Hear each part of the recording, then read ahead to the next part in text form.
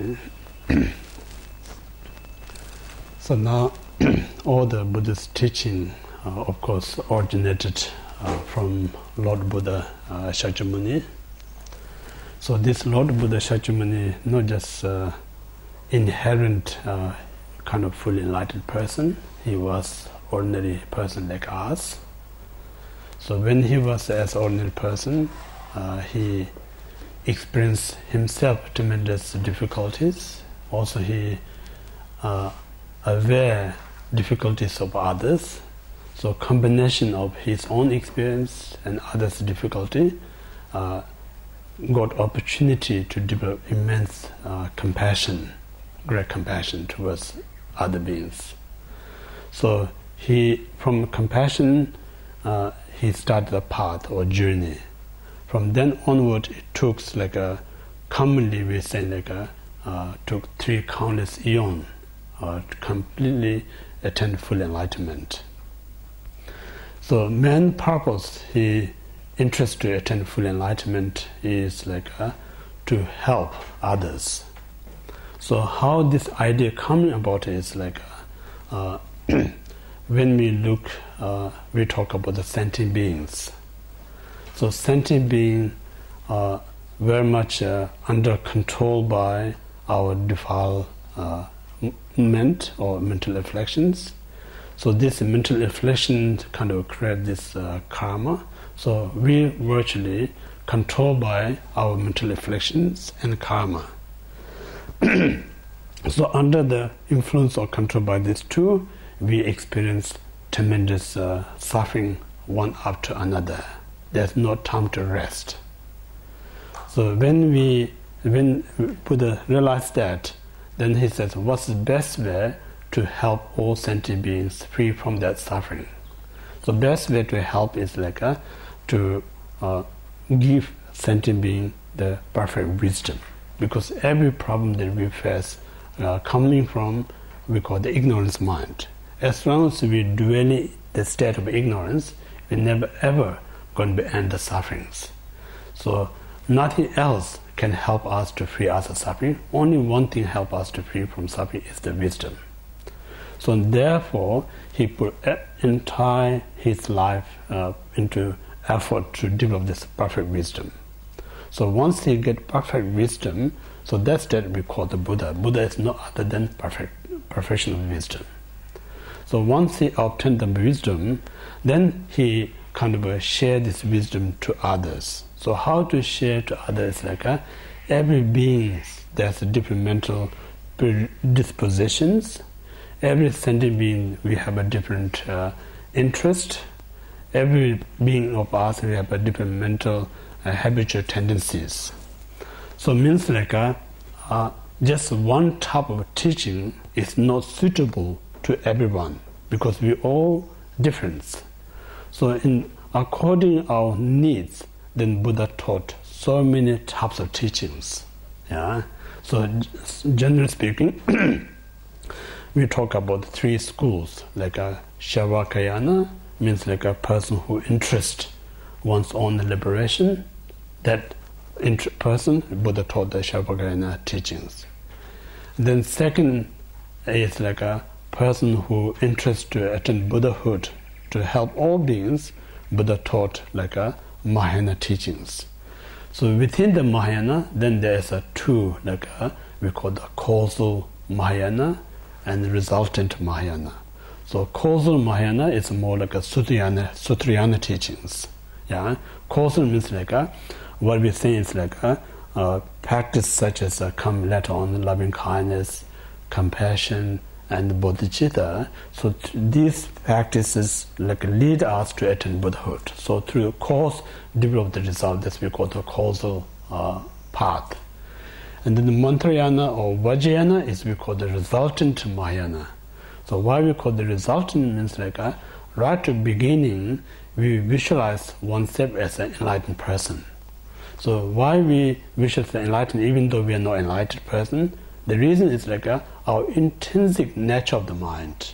Yeah? Our intrinsic nature of the mind is always pure, undiluted. But temporary circumstances other condition is diluting our mind. So as long as this mind diluted, we call the ordinary beings. Once you remove this diluted, we are enlightened. So inherent nature of the mind is a pure. So we just concentrate on the innate nature of the mind. So this we call the resultant path. Like right at the beginning, we not marking around, we just focus the pure nature of the mind. So that way, one actually reach enlightenment much faster. So that's because the Vajrayana is a faster path than Sudhyana. So in this way, Buddha taught two, like you can put it two, like a Charvakayana teaching and the Mahayana teachings. So this teaching also sums up in two forms of teachings. We call the Sutrayana teaching and Mantrayana teaching. So this Sutrayana and Mantrayana sums up entire teaching of the Buddha. Yeah, entire teaching sums up with these two Sutrayana and the Mantrayana. So within the Sutrayana and the Mantrayana, so this teaching, parting from the four attachments, belongs to the first Sutrayana teachings. Yeah, and then Sutrayana again, there is like a explanation aspect of the teaching, and then pith instruction aspect of the teaching. There's two types of teaching. So explanation teaching means like just go through very detailed explanation. That's we call the explanation of the text. The second we call the pith instructions, without too much elaborate, like giving more point. It's easy to practice. That we call the pith instructions. So there's two types of teachings. So all the Sutrayana, like then are just based on the great Tibetan master called the Kunchen Karamba text. He's a great Sakapa master. So he just lists down a few things. It's very helpful if I explain these things to you. So first, like the different masters, Indian master, like say Maitreya Buddha. Like sometimes we call the Maitreya Buddha, but in the different Buddha manifest in a different era in different forms. Like in this era is we call the Buddha Shakyamuni's era. Like many of you interested to study Buddhism, so it's good to know the purpose how Buddhists talk about. Yeah. So what we're saying, like Buddha. There's a countless Buddhas. Yeah. But each era there's one specific head of the Buddha. So at our time, it's the Buddha Shakyamuni is the head. But then same time, there's so many Buddhas. So this time, other Buddhas kind of act as like a bodhisattva. So bodhisattva means like almost like a minister. Buddha is like a king or queen. Yeah. So he acts like a bodhisattva. So this Maitreya Buddha, there's 5 very classic texts called the 5 teachings of the Maitreya Buddha. So in that teaching, he said like what we usually call the Mahayana Sutra Alamkara. So Mahayana Sutra Alamkara means like the great ornament of great vehicles. So that's the teaching of the Maitreya Buddha. So in that teaching, actually emphasize 8 topics. So I'm not going to cover like 8 topics. Gradually, how to lead to enlightenment. So the gradually where how it described is like start with the Buddha nature. Yeah.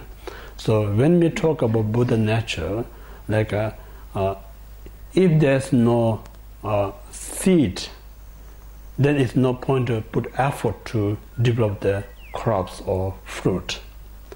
So what we're saying is like our intrinsic nature of the mind always pure, but due to temporary circumstances, it's diluted. So when we talk about practice Dharma, what really referring is like cleansing this temporary delusion. So if we not understand proper way to practice Dharma, sometimes instead of cleansing this obscuration, we more diluting. For instance, some of us, we know how to wash dishwashers, we make dirty as a clean. Some of us, like a child who doesn't know how to wash dish, makes them more dirty. Yeah. So in that way, like we as child practitioner, we think we are practicing, but the reality we're more diluting. So this reason is really important to learn proper way, whether we cleaning or cleansing our mind or more diluting. If you're not careful, name of the spiritual, you may more diluting than cleansing your mind. So that's the reason it's so important. What we're saying, last night I shared with you, saying just simple recitation, not automatically going to be practiced. Recitation also immensely beneficial, yeah. But if you use the recitation in the wrong motivation, then the recitation become a more diluting your nature of the mind rather than cleansing your mind. Likewise, when we meditate, just doing any form of meditation automatically is not going to be cleansing your mind. If you meditate in the wrong way, it's more diluting your mind. So for this reason, Buddhism always talk about first you should study properly what to meditate.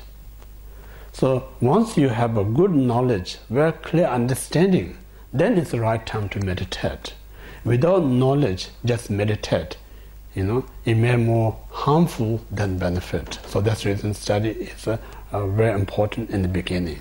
Yeah? So in this way, what are we saying? Buddha nature is the first topic among the 8 topics. So I just a little bit touch on that. Then based on the bodhicitta, the Buddha nature is normally how we describe it is the base, path, and the result. 3 things are important. So base, path, result is a different kind of event, but the same continuation. So how we describe it is when we say base, means our ordinary, a raw material, our ordinary mind. So our ordinary mind is the base. That experience all the sufferings, unhappiness, that very mind also creating this cause of suffering and unhappiness. So that very mind is like a patient, it's like a client. So you need to have a treat that one. So if you put mind aside, you're giving some else a treatment, then you're not healing at all. So when we, as we call the Buddhist practitioner, our main and prime object is our mind. So that's the reason when you meditate, physically you may sit in a meditation posture, but mentally you're wandering everywhere, then you're not really doing anything that helps to yourself. So that's the reason you have to bring your mind while you're meditating. So this way, a base mind is a untrained mind, monkey mind, wild elephant mind. That's the best mind. Yeah? So now when we realize this monkey and wild elephant mind, so now we bring 2 in a training place and start with training. So why we're training them is to train them to be calm, train them to be gentle. So training part of your mind is the path. So path is no other than your mind. So moment you train your mind, it's become like a path. So more you train your mind, it's nature. It's kind of a independent point of view. More you train, you become like a more kind of a success. More you train, you become more pure. So more you reach a pure state is the result. So in this way, the result training based is the same mind but different qualities. Another way I can put it is I say, if you try to build the statue, the first you need to have a clay. Yeah? Clay, yeah? So that's the best mind. So this very clay, now you make it into the shape. That's the path. Once you complete it, then you can see the statue. Yeah? So this mud, while you're making statue, after you complete it, it's the same mud. It's nothing changed at all.